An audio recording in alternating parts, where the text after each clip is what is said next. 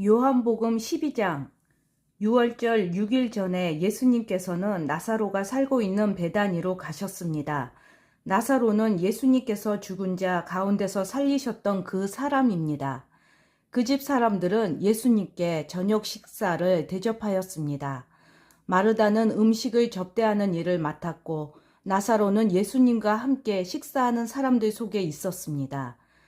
마리아가 매우 비싼 나드 향유 약 300g을 가져와서 예수님의 발에 붓고 자기의 머리카락으로 그 발을 닦았습니다. 그러자 그 향기가 온 집안에 가득하였습니다. 예수님의 제자 중 한 사람인 가롯 사람 유다가 그곳에 있었습니다.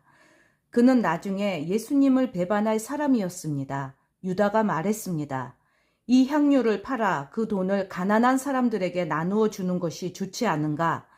이것은 300데나리온에 해당하는 값비싼 것인데 말이야. 그러나 유다가 정말로 가난한 사람들을 생각해서 이 말을 한 것은 아니었습니다. 그는 도둑이었기 때문에 이런 말을 한 것입니다.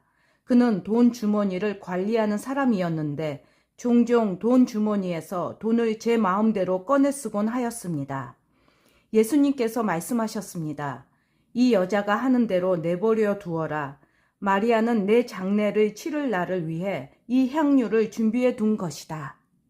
가난한 사람들은 너희와 항상 함께 있겠지만 나는 너희와 항상 함께 있지는 않을 것이다.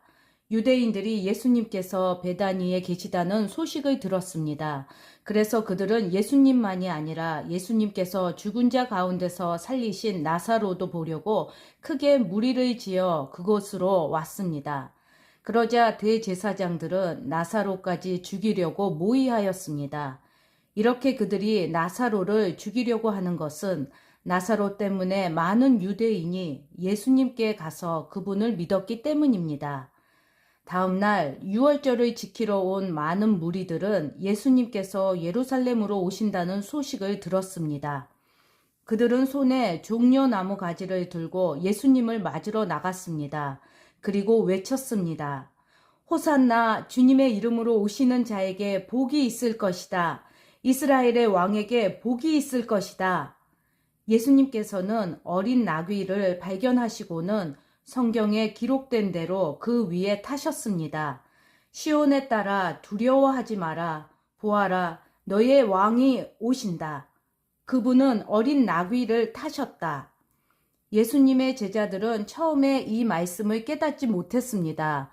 그러나 예수님께서 영광을 받으신 뒤에야 비로소 이 말씀이 예수님에 관해 기록된 것이라는 사실과 사람들이 예수님께 이렇게 하였다는 것을 알게 되었습니다.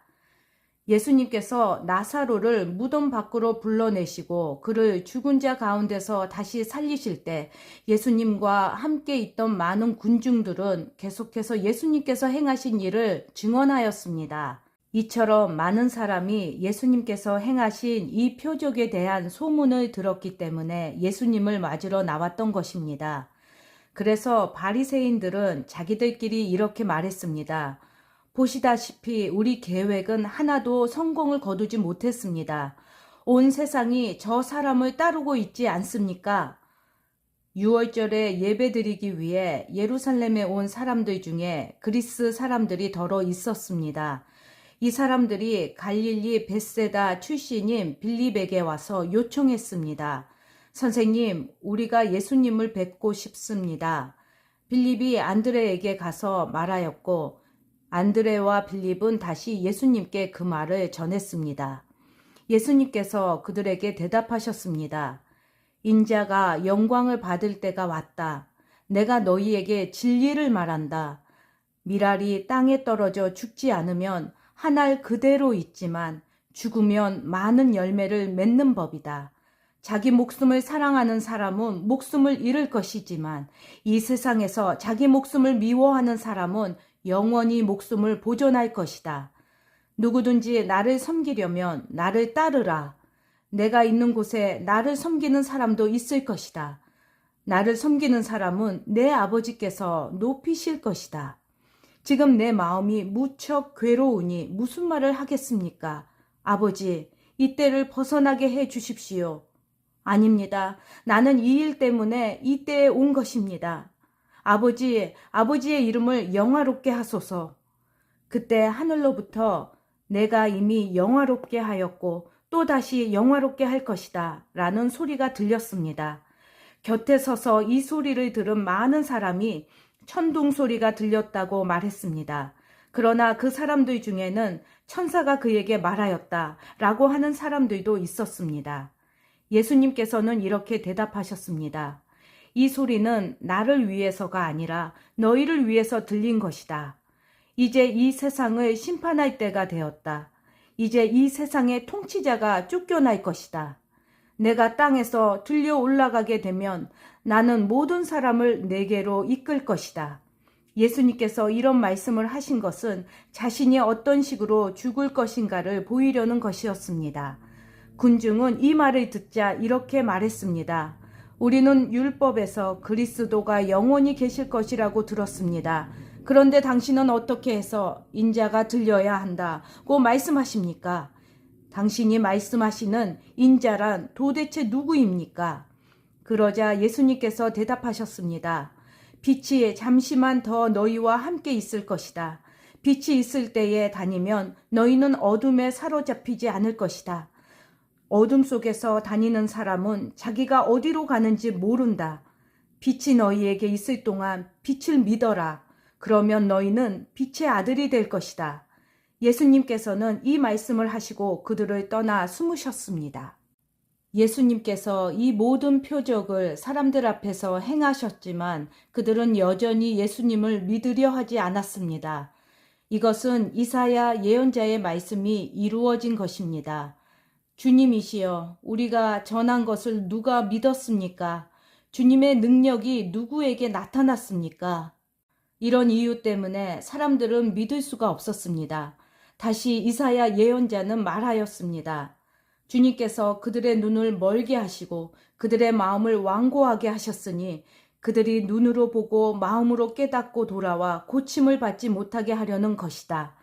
이사야가 이런 말을 한 것은 그가 예수님의 영광을 보고 예수님에 관하여 말했기 때문입니다. 그러나 동시에 지도자들 중에서도 예수님을 믿는 사람이 많이 생겼습니다. 하지만 그들은 바리새인들 때문에 예수님을 믿는다고 고백하지는 못했습니다. 그들은 회당에서 쫓겨날까 두려워했습니다. 그들은 사람에게 칭찬받는 것을 하나님께 칭찬받는 것보다 더 좋아했습니다. 그때 예수님께서 큰 소리로 말씀하셨습니다. 나를 믿는 사람은 나를 믿는 것이 아니라 나를 보내신 분을 믿는 것이다. 나를 보는 사람은 나를 보내신 분을 보는 것이다. 나는 세상에 빛으로 왔다. 나를 믿는 사람은 누구든지 어둠 속에 머물지 않을 것이다. 내 말을 듣고 지키지 않는 사람이 있다 해도 내가 그 사람을 심판하지 않는다. 그것은 나는 세상을 심판하기 위해서가 아니라 구원하기 위해 왔기 때문이다. 나를 저버리고 내 말을 받아들이지 않는 사람을 심판하실 분이 계시다. 내가 한 이 말이 마지막 날에 그를 심판할 것이다. 내가 한 말은 내 스스로 한 말이 아니다. 나를 보내신 아버지께서 무슨 말을 해야 할지 또 어떻게 말해야 할지를 내게 명령하셨다. 그리고 나는 그분이 하신 명령이 영생이라는 사실을 안다. 그러므로 내가 말하는 것은 무엇이든지 아버지께서 내게 그렇게 말하라고 말씀하신 것이다.